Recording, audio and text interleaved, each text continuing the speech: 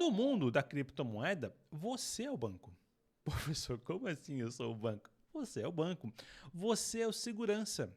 Você é o gerente e você é o dono do cofre. Professor, não entendi. Gente, quando a gente utiliza aqui a criptomoeda, não tem um 0800, né? Eu não consigo ligar lá para o Bitcoin, eu perdi aqui minha senha, consegue mandar outra para mim? Não tem como fazer isso, né? A autonomia, ela é total, né, pra gente. E a responsabilidade também é total minha. Toda a parte de segurança, ela vai estar muito vinculada a mim. E eu vou explicar isso por quê. Porque vai estar vinculado à sua carteira digital e também às chaves, né? As chaves públicas e as chaves privadas.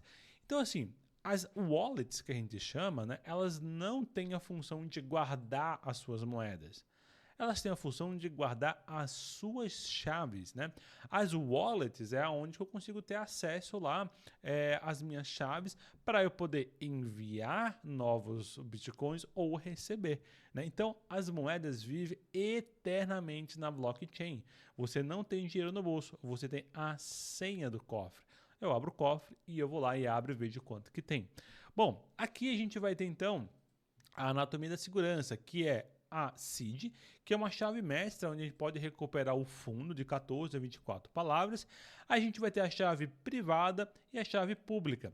A chave privada é onde ela vai assinar, autorizar as transações. Então, com a minha chave privada é que eu vou conseguir enviar dinheiro para alguém. Eu vou autorizar que saia um dinheiro da minha conta, da minha wallet, ou da minha blockchain, né, ou registrar na blockchain, enviado para alguém, né? E a chave pública é esse endereço que eu vou enviar para alguém.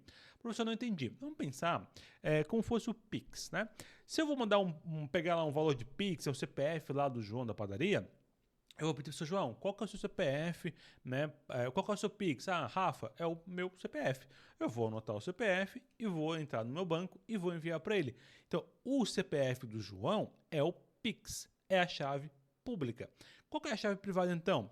Para eu acessar meu banco, eu preciso colocar alguma senha, né? Autorizar de alguma forma esse envio. E isso é a chave privada. Então a chave privada é essa autorização, esse envio de valor, né, que vai ser enviado para o João da padaria. Então a chave privada é o que registra. E esse registro vai ficar na blockchain, certo? Bom, aí a gente vai ter, gente, algumas tipos de carteiras. A gente vai ter as wallets, as hot wallets, as chaves quentes, as carteiras quentes. E aqui a gente vai ter as carteiras que são que têm acesso à internet, são conectadas. Então eu uso aplicativos, software, extensões, né? E aqui eu vou ter muito foco na conectividade, na conveniência, né? O ideal, o uso dessas hot wallets é para pouco dinheiro, né? Dinheiro de troco, como diz aqui, e transações mais rápidas.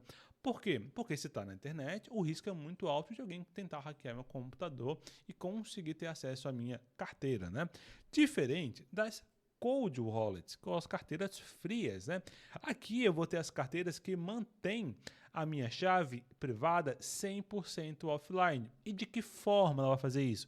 Usando pendrive, que a gente chama de hardware wallets, aqui embaixo, ou as paper wallets, né? Então, quando eu uso as cold wallets, elas não têm acesso à internet, elas são offline, e aí eu vou utilizar uma dessas formas. Então, vamos dar um exemplo aqui que eu preciso enviar um dinheiro para o João da padaria. O João da padaria, de repente, começou a aceitar Bitcoin. E eu quero comprar 10 pães lá através de Bitcoin. O que eu vou fazer através da Cold Wallet? Eu vou enfiar lá, vou fazer a transação, essa é a minha conta, vou enfiar lá o meu pendrive com minha chave privada, autorizando enviar o meu Bitcoin para ele ou a minha criptomoeda para ele, né? Por um lado, né, ela tem ali, ela é imune a ataques remotos, né? Por outro, né, ela é muito suscetível a efeito, como é que a gente fala? Falou a palavra, mas como é que é a palavra, gente? Aos desastres naturais, né? Tipo, terremoto, inundações, porque se eu perco meu pendrive ou a energia elétrica estourou ali, queimou o pendrive, eu perdi minha chave privada e acabou, eu não tenho mais acesso à minha carteira. E isso, né, a gente tem um risco dessa perda irreversível, porque não existe backup, né? Então a gente tem essa ameaça física de incêndio, inundações, de um simples descarte, a gente perder esse valor. Então, a criptomoeda, a gente tem um fenômeno que a gente chama de limbo digital, que são bilhões e bilhões e bilhões de dólares perdidos para sempre. Uma vez que eu perdi minha chave privada, esquece, eu não tenho mais como recuperar, eu não tenho mais como autorizar o envio, né, para alguém. Eu não consigo mais registrar essa transação na blockchain, percebe? Então, isso é uma coisa que a gente tem que tomar muito cuidado, né, que a banca vai perguntar isso para vocês na prova, tá? Então, tem um caso muito famoso, pessoal, que é um caso de um programador em 2013. Olha só, ele jogou, né, um disco rígido fora durante uma limpeza doméstica. Olha só que azar. E o disco não continha nada mais, nada menos que a chave privada de 7.500 bitcoins. Gente, faz um cálculo aqui comigo rapidão. Olha só, se hoje um bitcoin vale mais ou menos 330 mil, faz um cálculo de 7.500 bitcoins vezes 330 mil reais. Vai dar em algo de 22 bilhões de reais. Você tem ideia, gente? O valor que o cara perdeu é um valor altíssimo, altíssimo. Então, é claro que talvez se ele tivesse esse acesso, teria mais bitcoins no mercado, né? E talvez acabaria sendo um valor menor. Mas ainda assim, né, gente, dizem, né, que esse cara tá até hoje nos aterros sanitários buscando esse HD, porque eu também ficaria dessa forma, procurando esse dinheiro, porque é um dinheiro muito alto, muito alto. Então, só uma pessoa perdeu 22 bilhões de bitcoins. É muita grana, gente, é muita coisa. E aí, né, gente, a gente vai ter então essa parte de ser sua própria segurança, né? Então a gente abre mão ali da segurança convencional de um banco, porque, né, toda a infraestrutura, né, toda a parte de segurança vai estar com o banco, e a gente puxa essa responsabilidade para a gente. Uma vez que eu perco minha chave privada, perco todo o meu valor. Bom, aqui nas criptomoedas, a gente vai ter uma transparência total, né? Então a gente consegue ver na blockchain, através dos exploradores de blocos, o que está sendo registrado lá. E eu consigo pegar aqui pela hash da transação. Toda transação ela gera uma hash, que nada mais é do que um resumo de uma criptografia, dizendo que para onde foi o dinheiro e de quem foi enviado e quanto foi enviado. Professor, quer dizer então que todo mundo consegue saber o quanto que eu enviei, vão conseguir saber então o quanto que eu estou mexendo na minha conta, eu não perco um pouco da minha privacidade, né? Eu não vou perder um pouco da minha segurança, né? De todo mundo ficar sabendo de quanto que eu estou enviando. Mais ou menos, né? Por quê? Porque aqui a gente tem um trade-off, né? Uma troca. Por um lado, né, eu vou ter ali essa parte mais segura, essa descentralização, né, não ter um governo, essa valorização da moeda. Porém, pelo outro, eu vou utilizar também o pseudo-anonimato. Por quê? Porque meu nome não vai estar aqui. O que vai estar ali vai ser um endereço da minha carteira. E esse é o que é mais difícil você conseguir correlacionar o dono daquela carteira, né, com você. Então, o que vai aparecer ali não vai ser seu nome, mas sim vai ser o registro da sua carteira. Então, vai ser a sua carteira. A partir do momento que a sua carteira ela se tornou pública, aí pronto, né? Aí se você utilizou ali uma corretora que ela é uma regulada no Brasil e o governo ele precisa quebrar o sigilo bancário, ele vai saber todos os registros que você fez através de Bitcoin. Então o Bitcoin ele não garante 100% do anonimato, tá, gente? Ele garante ali a privacidade, né, como qualquer outro banco, porque vai estar feito ali através de um pseudônimo, né? Mas ele não garante ali a parte de 100% do anonimato, certo? Então aqui, né, para você saber então que o registro, o rastro, né, ele é eterno. Então quando eu for usar uma corretora regulada no Brasil, A gente tem que pensar aqui, poxa, se eu for fazer um envio de Bitcoin utilizando um banco tradicional, tipo um Banco do Brasil, um Itaú, um Bradesco, algum banco assim, esse banco ele vai precisar ter os meus dados lá, porque, claro, né, se for abrir uma conta lá, ele vai pedir meu CPF, minha foto, minha carteira de identidade, né, vai pedir minha carteira de trabalho, o que eu faço da minha vida. Então, se por algum motivo, né, os órgãos de segurança, né, vão precisar saber se eu fiz algum envio, vão precisar quebrar o meu sigilo bancário, com certeza eles vão saber rastrear e vão conseguir verificar todo o lastro, né, que eu utilizei meu Bitcoin, né, sobre a minha carteira. Beleza, gente? Bom, aí aqui a gente tem a regulação no Brasil sobre os bitcoins. Como é que funciona a regulação no Brasil dos bitcoins, né?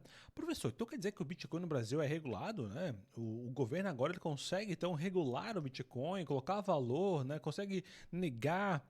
Não é bem assim. O que acontece? O Banco Central, né, o Bacen, ele consegue supervisionar as corretoras, que são chamadas de exchange, que são os que fazem a troca mesmo, né, de Bitcoin. Então eles não conseguem registrar, eles não conseguem monitorar o Bitcoin em si. Seria quase impossível, né, fazer a monitoração do Bitcoin, porque ele é no Brasil, no mundo todo, né, e não tem uma pessoa que é responsável por ele. Então o que eles fazem ali é fiscalizar as corretoras, supervisionar as corretoras, com foco na autorização do câmbio e prevenção à lavagem de dinheiro. Já a CVM, ela vai fiscalizar os produtos de investimento de fundos baseados em criptoativos, né? Então, por um lado, o Banco Central ele fiscaliza as exchanges, né, as corretoras, a CVM fiscaliza os produtos que elas estão comercializando. Isso, claro, para evitar lavagem de dinheiro, né? O uso indevido também desses criptoativos. Então a lei ela regulamenta os intermediários e não o Bitcoin em si, certo? Bom, aí a gente tem aqui o futuro, né, que a gente fala do Bitcoin e o CBDC. O que seria isso, né? O Bitcoin, aliás, em resposta, né, ao Bitcoin, em resposta a essa moeda digital, essa criptomoeda, criou-se uma moeda digital. Então, gente, a banca vai perguntar para você assim, moeda digital e Bitcoin é a mesma coisa. Moeda digital e criptomoeda é a mesma coisa. Não é a mesma coisa. Qual que é a diferença, tá? Quando eu tenho uma criptomoeda, eu vou ter um sistema descentralizado, né? E quando eu tenho uma criptomoeda, ele é resistente à censura. Por quê? Porque não vai ter ninguém regulamentando. Eles vão ter regras fixas e imutáveis, ou seja, sempre utilizando o Bitcoin e o blockchain. E na blockchain, né, vai ser ali sempre registrado, né, os valores, né, que foram enviados de um para outro. E vai ter uma certa privacidade, né, porque ali eu vou usar pseudonônimo, né? Então, se eu não uso uma corretora regulada, vai ser muito difícil descobrir ali quem que é o dono daquela carteira. E aí, né, tem se falado muito desse real digital, né, que se eu não me engano ele estava vindo com o nome de Drex. Acho que algo assim era... Oh, meu Deus, minha letra é horrível, gente. Assim, ó, Drex. E eu acho que ele foi até descontinuado, tá, gente? Que seria tipo uma criptomoeda, uma moeda digital, né? Um real digital, que seria utilizado pelo Banco Central, mas acho que ele foi descontinuado. E essa moeda digital, esse CBDC, gente, ele seria centralizado pelo Banco Central, né? Ou seja, ele teria uma vigilância total e teria um controle, inclusive, desse gasto, né? Então, quando a banca falasse para vocês, olha, o Bitcoin e o real digital, ou o Bitcoin ou a criptomoeda e a moeda digital, têm tecnologias semelhantes. Isso é verdade, mas vão ter propósito bem diferentes, tá? Por que tem um propósito bem diferente? Porque nos CBCs, o emissor é o governo. Ele vai continuar emitindo essa moeda, né? E vai poder programar as regras de uso. Então eu posso colocar uma validade. Olha, vou fazer aqui uma moeda digital, um auxílio de governo para produtores rurais. Vocês têm 30 dias para gastar esse valor, né, na conta de vocês. Diferente da moeda real física. Não tem um tempo para gastar, ela vai sempre ser algo funcional. Por mais que ela perca né, o valor dela com o tempo, eu sempre vou poder utilizar ela. Diferente, né, da moeda digital, onde ela vai ter restrição de setor. Então, por exemplo, eu posso dizer que somente alguns mercados poderiam utilizar nessa moeda. Ah, só pode utilizar nos grandes mercados, sei lá, no Carrefour, né, ou nos grandes mercados aí que a gente tem. Só pode utilizar lá. Eu conseguiria fazer esse controle tão restrito assim de uma moeda digital. Eu consegui colocar bloqueio, né? Por exemplo, você só pode usar, né, se você for uma pessoa desse nível e a qualquer momento, ó, pronto, não dá para mais para utilizar essa moeda digital. Então aqui a moeda digital, né, ela vai estar muito mais vinculada a um real físico, né, ou seja, centralizado, né. Porém, né, ele vai ter também ali algo usando a mesma tecnologia ou muito semelhante com o Bitcoin. Mas aqui, né, gente, a gente também tem alguns benefícios. Né? Vamos pensar que hoje em dia, né, muitas tribos, né, muitos povos que ficam em lugares muito distantes, remotos, não conseguem ir até um banco. E o que fica muito difícil você ir, levar, né, essa moeda para eles, né? Então, ou levar um cartão para eles, usar uma tecnologia para eles, é muito difícil. Mas todo mundo hoje tem quase acesso à internet, né? Então, hoje é muito mais fácil ter acesso à internet, você faz WhatsApp. Então, às vezes, fica muito mais fácil enviar instantaneamente um valor digitalmente do que enviar algo fisicamente para alguém. Então, tem aqui também esse benefício. Então, por um lado, eu tenho uma eficiência, né, que é mandar esse dinheiro de forma instantânea, né, para quem precisa. Poxa, teve um vendaval ontem, pô, instantaneamente envia para essa galera, sem precisar ir no banco, né? Eu vou ter esse controle, né? Mas eu abro mão um pouco da liberdade do dinheiro, que eu não vou poder utilizar ele em qualquer lugar, tá? Bom, aí a gente tem aqui, né? Um pouco de como vai ser o futuro, né, da moeda, né, e como ela vai funcionar. Aqui é mais para a gente ter uma ideia ali que a confiança vai ser utilizando essa matemática imutável do Bitcoin, vai ter, né, sobre a responsabilidade, a soberania individual. Então aqui quando tu usa a criptomoeda, a confiança está mais matematicamente, né, do poder computacional, né, ali na parte da blockchain, dos mineradores, né. E, por outro lado, a confiança da moeda fiduciária vai ser por um decreto governamental. Ele vai estar controlando ali a parte de envio, de criação ou de injeção de moeda na economia, né? A responsabilidade, quando a gente fala de Bitcoin, a gente vai ter a soberania individual. Eu vou ter que controlar a minha chave privada, eu que vou ter que segurar. Ao contrário, né, da moeda fiduciária que fica aí na custódia de terceiro, ou seja, o banco, o governo, que vai ter essa responsabilidade de cuidar da minha moeda, né? E a liberdade, né? Eu vou ter ativos incensuráveis. Eu posso usar meu Bitcoin para qualquer coisa, né? E eu não quero que tenha um rastreamento, a não ser que alguém consiga achar a minha carteira. Já as moedas fiduciárias, as moedas digitais, já vai ter um dinheiro vigiado, né, pelo governo, porque em qualquer transação que eu for fazer, vai estar registrado meu CPF, vai estar registrado a minha identidade. Maravilha, gente? A tecnologia, então, ela é neutra, o uso que fazemos dela é que definirá a nossa liberdade.